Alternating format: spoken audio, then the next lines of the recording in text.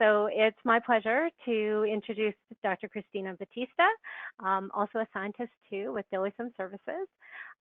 Dr. Batista got her BS and her master's in applied mathematics from Rochester Institute of Technology, and then went on to get her PhD in applied mathematics from North Carolina State University.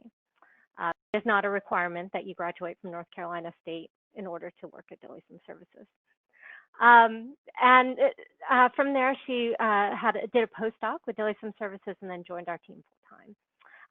And as a full-time employee, I should say.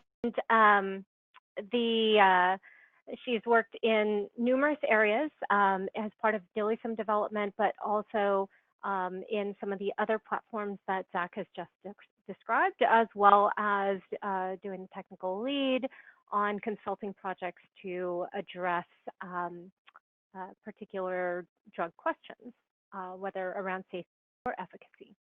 So with that, I'd like to turn the presentation to Dr. Batista. Great. Thanks so much for that introduction, Liesl. So I'm going to kind of pick up where Zach nicely left off. So if you were able to attend the talk right before this, Zach did a really nice job of kind of setting the stage about Dilisym and what we do. And I'm going to focus on our namesake platform, Dilisym, today. So we'll walk through some quantitative systems toxicology, QST applications, looking into some of the data that we've used and identifying some species differences. So before we even jump into the case studies or even a Dilisym overview, really, I do want to flash this disclaimer up, and this is something we do with all of our projects.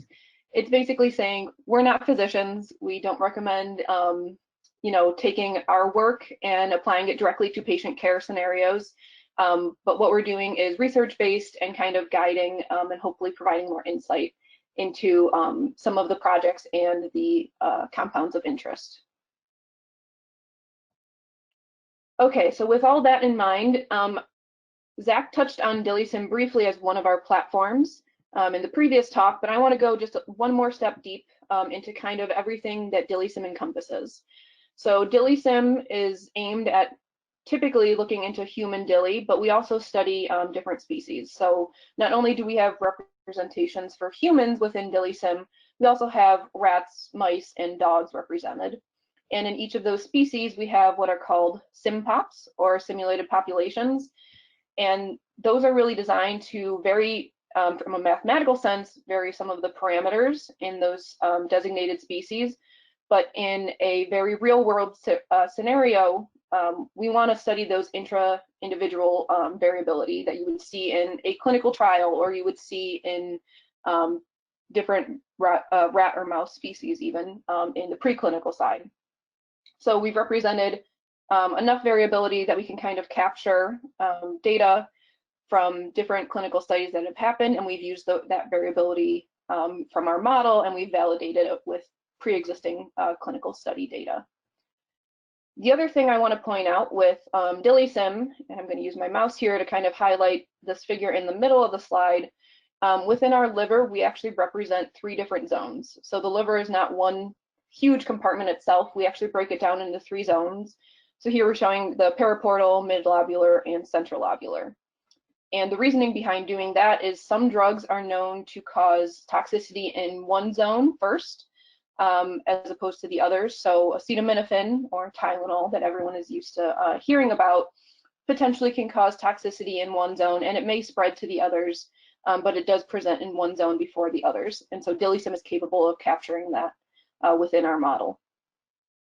The way we capture any of these toxicity mechanisms is really through this diagram in the bottom right. So what we do is we represent various submodels that are necessary to capture all the interacting pathways within the liver that really ends up allowing us to predict if we're causing hepatocyte stress, or which submodels are active in our modeling. So I'm going to try and guide you through kind of the key components. I won't touch all of these submodels that are included in the diagram, but the first thing I want to draw your attention to is the drug metabolism and distribution. So this is really saying, in order to accurately capture if a compound is going to cause toxicity in the liver, we need to know how much the liver is actually seeing. So this could be, in Dilisim, we have a PBPK model, so we'll predict liver exposure this way. Or Dilisim has the capability of importing results from your favorite PBPK model, so say GastroPlus or some other software platform. So you can take those predictions of liver exposure from whatever platform and input it into Dilisim. That exposure is really crucial in determining if you're going to see toxicity. And the way we typically look at toxicity, we do run a few different in vitro assays, which we'll talk about as we go through the case studies. But there are three main mechanisms of toxicity that we found through all of our various studies. So I'll just highlight those briefly. So your drug may include an increase in reactive oxygen species. So that's increasing reactive oxygen species past what's already normal. Your drug may also have a direct effect on the mitochondria and cause dysfunction or toxicity to those, and it can do so in a various number of ways. Your drug may also impact intracellular bile acid transport. So if it's impacting those transporters, those bile acids aren't moving as freely as they would in a healthy situation. And any of these three toxicity mechanisms, you can see their arrows all point down to the hepatocyte life cycle. So hepatocytes being the cells of the liver, if these tox mechanisms are active and strong enough based on the exposure, you might see hepatocytes apoptosing or necrosing, so basically dying off. And when they die, they release biomarkers. So the biomarker that we'll talk about today, and that's typically thought of to indicate liver injury, is known as ALT, or alanine transaminase. So those biomarkers are what's measured clinically and could indicate some liver injury. There's also bilirubin, which is measured and kind of an indication of liver function. So people are often familiar with bilirubin leading to jaundice. So these are some of the biomarkers that we study often in our work, ALT and bilirubin. And the last piece that I'm going to point out, because this is the area that I work in frequently for model development, is when hepatocytes die, they can release signaling pathways or signaling molecules that can activate the immune system. So currently in Dilisim, we have the innate immune response represented. So when macrophages and neutrophils are activated, they can also release mediators in the plasma. Those mediators might have a further negative effect on the hepatocyte life cycle, so they can lead to further apoptosis of those cells. So this is Dilisim from a very minimal standpoint, but kind of just the overview very quickly. But with Dilisim as it stands, we've represented over 70 different compounds, and we've had about a little more than an 80% success rate. And we are currently and always are expanding our model to try and incorporate other mechanisms of toxicity that are being identified or even hypothesized that would contribute to capturing more success rate with even more of our compounds. And the last thing I'll say before moving right into our case studies is the way Dilisim's designed is oftentimes we're looking at a single drug, which is a novel therapeutic. You want to know if this brand new compound is going to cause liver injury in your population. But we can also, because of how it's structured and the mechanisms behind it all, we can study combination therapies. So if you are making a target compound that's going to work in conjunction with another one, you want to know really is there going to be an increased liver toxicity component to having two of those drugs on board rather than just a single drug. Okay, so with all that in mind, I think we have the groundwork to kind of start looking through our case studies. So our first case study, we're going to be assessing compound X and compound Y, which are blinded for the purposes of this presentation. And we're looking to quantitatively and mechanistically assess the liver toxicity potential for both of these compounds using some idea of the exposure as well as some mechanistic in vitro toxicity data. And we'll combine all of that in Dilisim. And we're going to make use of some of the simulations plus software platforms that Zach outlined at the end of his talk. So just to highlight some of those software platforms that we're using from the Simulations Plus family, Admit Predictor is used to actually take in just a chemical structure. So the compound structure can be just shown. Basically, you take a screenshot of this structure And ADMET Predictor uses QSAR, or quantitative structure activity relationships, which is based in machine learning, to kind of predict some of those physiochemical properties for the drug. And then those physiochemical properties that are predicted in ADMET Predictor can be imported directly into GastroPlus. So GastroPlus is arguably the most advanced PBPK model that exists within the pharmaceutical industry. It's certainly been around probably the longest for any of them. And it really has very advanced pathways and in-depth knowledge surrounding those pathways. So it's able to predict the exposure not only in the liver for our purposes, but throughout various organs of interest in the body. And GastroPlus is used widely through the pharmaceutical industry. So we're going to use GastroPlus to just figure out our exposure in the liver. And then we're going to take that, put it directly into Dilisim, and combine it with some of our knowledge about the in vitro toxicity for a certain compound and predict toxicity. So what I've blown up here on the right in the diagram is actually the structure of GastroPlus kind of simplified, but you can see all the various organs that are included in GastroPlus that are used to predict exposure. So with compound X and compound Y in this case study, we actually don't have any idea about the exposure, whether it's plasma or liver, in clinical trials. We do, however, have a sense of how much is accumulating in the liver versus in the plasma, and that's based on in vitro data from an intracellular standpoint. We're looking at HepG2 cells, and you can see how much was dosed initially in the assay versus how much is recorded intracellularly. So you have somewhat of an idea about how much would be taken up into the liver. We do, however, have the structure for both of these compounds, which is exactly what we need to use ADMET Predictor, and then we can take those physiochemical properties that are predicted from ADMET Predictor and put it into GastroPlus to get some sense of an idea for the exposure, both in the plasma and in the liver. So once that plasma and liver time course profiles were estimated in GastroPlus, we then translate them and put them directly into Dilisim.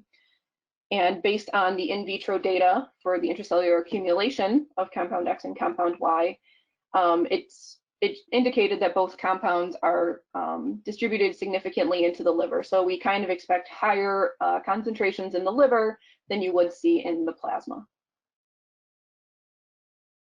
So for the following slides, I'm going to walk through kind of the process for just compound Y.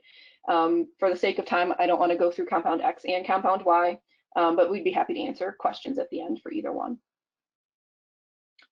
So for compound Y, these are the results that come out of GastroPlus. So what I'm showing here on the top is the plasma concentration for compound Y, and on the bottom is the liver.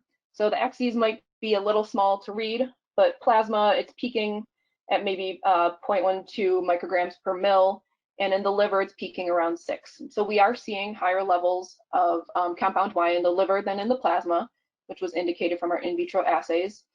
And the liver KP, which is the partition coefficient from the in vitro assays, was about 18.3. So that's saying in the liver, you expect about an 18.3 fold change compared to what you see in the plasma at steady state. So we are seeing expectedly more in the liver. And the other point I wanted to talk about here is we had talked about SimPops, or those simulated populations. And so each line on these figures represents a different individual. So whether we're varying transporter expression, metabolism, body weight, that's what's causing the variability you see in each of these lines. So now that we have exposure, we can then look at our in vitro toxicity assay data. So we collaborate with some of our friends at Cyprotex and Solvo pretty regularly to collect the necessary in vitro data that really shows what kind of toxicity potential each compound has. So Cyprotex performs a seahorse assay for us that would indicate if there's going to be mitochondrial toxicity for a given compound. And that's typically measured by a change in the oxygen consumption rate, or OCR. So here we're seeing a decrease from 1, and it's trending downward, which indicates it's an electron transfer chain inhibitor, possibly. Cyprotex also does some high content screening assays for us, and that will give us a sense for the increase in reactive oxygen species with the compound on board. So that's what we're showing in this middle plot. One would be, no reaction from the compound, but here we're seeing an increase in ROS. So that tends to point towards our compound potentially leading to an increase in ROS that could lead to liver toxicity. And then on the far right is just one example, but Solvo investigates using vesicle assays or using vesicles, the impact on bile acid transporters with our compounds. So for each compound that we want to screen and run in Dilisim, we run each of these toxicity in vitro assays first. So now that we have in vitro toxicity data in hand, we do some behind the scenes analysis of it, kind of put it in the right Dilisim form, and then we can combine our exposure with these in vitro toxicity mechanisms to predict if we're going to see increases in any of those biomarkers that would indicate liver injury with our compound on board. So what I'm showing here, I brought compound X kind of back into the picture here. We're looking at the results for compound Y in orange and compound X in kind of the light gray, light green color. And the 1X dose was really their clinical dose of interest. So if we're looking at that, what we're showing in the far right column is the number of ALT elevations past 3X, the upper limit of normal. So that's kind of the standard in the industry, is looking at 3X ULN. And when you start passing that, you start thinking you're leading to liver toxicity. And the higher the ALT goes, the more chance of hepatotoxicity you risk. So really with compound X and compound Y, at the clinical doses, we're not seeing any indications of ALT elevations past that threshold in our simulated population. Because this is a QSP model, we can actually take this up to higher doses, which is exactly what we've done here. We've scaled the dose up 1X, 2X, 5X, and 10X. So we're increasing the dose, rerunning it in our full sim pops with the 285 simulated individuals. And really, we start seeing some minor toxicity happening in just one out of the 285 individuals at 5X for compound Y, and in 3 out of those 285 for compound X. When we take it up to 10X, the clinical dose, we really start to see some substantial numbers of individuals simulating with ALT greater than 3X ULN. So this kind of provides a therapeutic dose range and kind of a safety margin for our client. And so this is really helpful, something that you couldn't do probably clinically, but you get an idea of it in a sense for where your safety margins lie. So just to kind of quickly summarize where we are for case study 1, we've used a number of different software platforms. So not only Dilisym, which is one of Dilisim Services' own platforms, we've used some of Simulations Plus tools, Admit Predictor and GastroPlus, to go through and predict exposure, which helped us which led us to using Dilisym to predict the toxicity potential for compound X and compound Y. So compound X and compound Y were projected to be clinically safe at the doses that they proposed. And what's really exciting about this example and why I really like showing it is our results came out before it was ever tested in humans. And since we made these results and these predictions, phase 2B and phase 3 clinical trials for compound Y have confirmed that our predictions were accurate. So even though we had very limited data in humans to go off of when setting up compound Y, Dilisim was able to accurately capture exactly what they saw clinically. So now we'll switch gears and move to case study 2, which is really aimed at looking at species differences in drug-induced liver injury. So here we're looking at rat versus human, and the compound of interest is called CKA.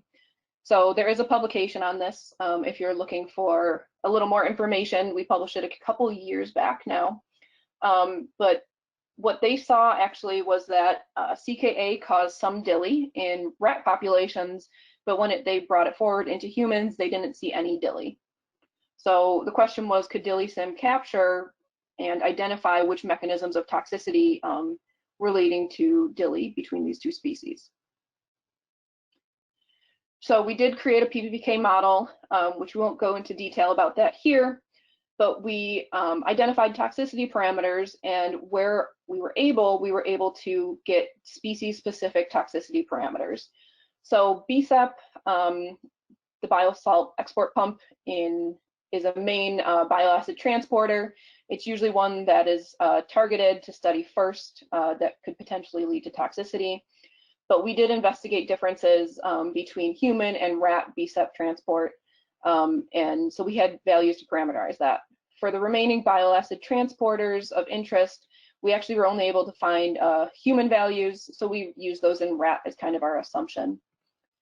And then moving forward, CKA also had some potential for mitochondrial toxicity, again, via electron transport chain inhibition, and also led to some increased production of reactive oxygen species, or ROS. So we took these toxicity parameters together with our PBPK model that we developed, and we were able to predict if there were toxicity potential in rats or in humans.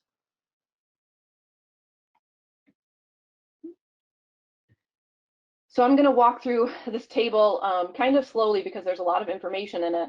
But again, we're using our simulated populations here. So in the humans, that's still the 285 individuals. In rats, our SimPops just happens to be larger with 294 rats that are being simulated. So we'll focus on the rats first, which are these first two columns in the table here. And what we're doing is looking at ALT elevations greater than 3x ULN, which is kind of that industry standard, greater than 5x or greater than 10x, which really indicates hepatotoxicity potential there. So our simulations are the top half. So we tested 2 different doses. So this first column where my pointer is, we tested a 200 milligram per kilogram. We saw some ALT elevations, very few, 2.5% greater than 3x ULN. In our simulations with the higher dose, 500 milligrams per kilogram, we saw ALT elevations even surpassing the 2x or the 10x ULN, I'm sorry.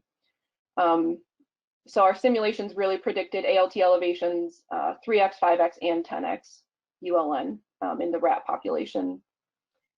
If we compare that to the data, which is shown in the bottom half of the table, we actually see a very similar trend to what they saw preclinically in the rat studies. So notably, their population sizes are much smaller than what we simulated. So there is some skewing there, but we saw ALT elevations at exactly the same ranges that they were picking up in their preclinical trials or preclinical studies. So jumping to the right hand of this table now, we can look at the human predictions in the top right. So we tested 3 different doses, 300 milligrams, 600 milligram, and 900 milligrams in humans. And at the 300 and 600 milligrams, we didn't see any ALT elevations that surpassed the 3x threshold. Interestingly, we also didn't see any at the humans, indicating that CKA was really safe within our model. Comparing to the clinical trial data on the bottom half of the table, at 300 and 600 milligrams, they also didn't see any ALT elevations. And at the 900 milligram level, they saw someone that just trickled right over the 3x ULN border. But largely, they concluded, even from their clinical trials, that CKA was safe in the human population.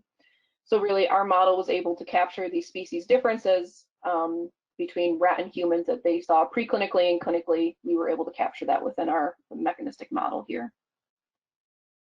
And because we were in a mechanistic model, we could do some really cool kind of experiments. So not only did we know that we were predicting hepatotoxicity in our rat population, we could also investigate which mechanism of toxicity was really responsible for what was causing the toxicity in our predictions. So in these 3 figures here, instead of keeping all 3 mechanisms of toxicity on and active in the model, each figure represents only one mechanism being active. So in figure A, only the effect on biotransport inhibition was on, and we can see all 294 rats have the same exact ALT and it's flat, so there's no change in ALT there. Moving to figure B, that was only the effect of CKA on ROS production, and same story there. ROS did not lead to any ALT elevations. However, figure C, I'm sure you can all see this, when we only have ETC inhibition active from CKA, we do see those ALT elevations happening in a large number of our rat population. So this study really leads us to believe, the effect on mitochondria is really what's driving hepatotoxicity that was seen in our model and potentially what was also seen in their preclinical studies. So I'll wrap this up and just give a brief summary. This was kind of a different case study even for us, where we had one compound and we could compare it between different species. And typically you think you don't see toxicity in preclinical species and then you give it to humans and you see it. In this case was reversed. But Dilisim was able to capture exactly that scenario with reproducing rat hepatotoxicity and none or minimal increases in ALT in the human case. And because of the power of QST and QSP modeling, we're able to do kind of a deeper dive into what's causing potential toxicity for a given compound. So just to kind of summarize, simulations plus software and Dilisim together can kind of be used anywhere throughout the pipeline.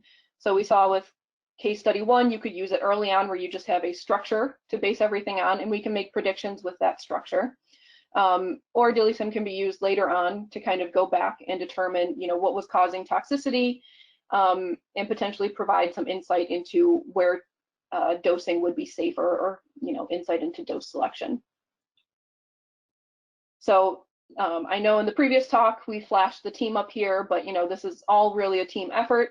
I do want to point out and thank Kyung-hee Yang, one of our senior scientists, because she had done a large amount of that work for case study 1 that I shared. And then Zach, Liesl, and I are around, and we're happy to answer any questions that any of you may have.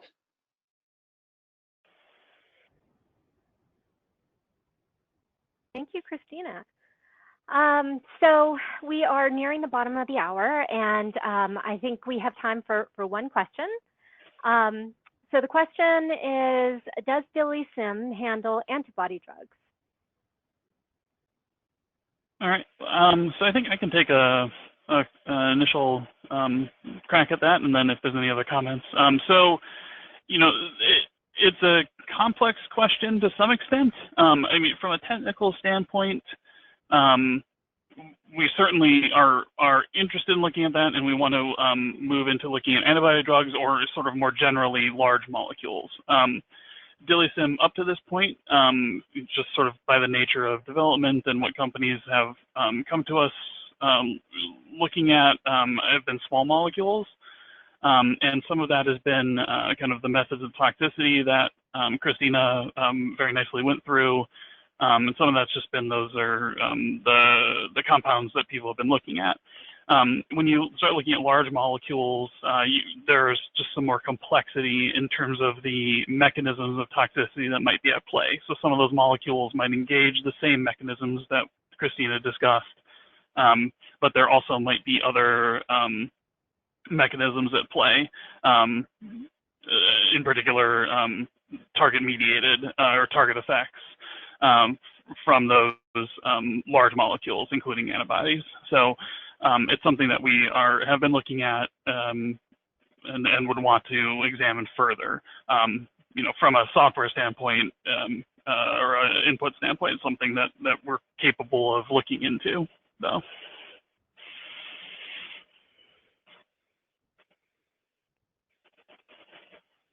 Thanks, Zach. Anything to add, Christina?